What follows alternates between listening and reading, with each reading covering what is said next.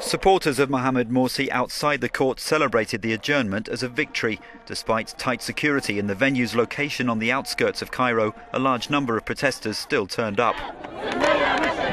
They believe the trial is politically motivated, although those representing victims of last December's trouble have pointed out that the charges of inciting violence predate Mursi's overthrow.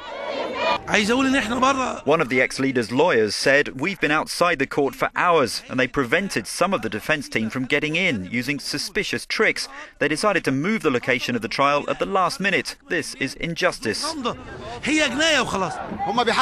Another supporter said, "Through Mursi's trial, they're judging a man who also represents the will of the people. This trial is not fair because he's ruled the country only for several months."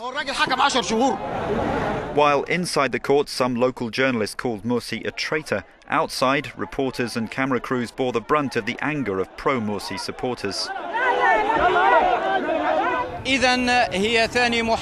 Our correspondent says Egyptians call it the second trial of the century, following that of Hosni Mubarak, carried out amid unprecedented security measures. A state of rage and denial could be seen on the faces of the ousted president's supporters, who still insist that the main source of legitimacy is derived from the man behind bars.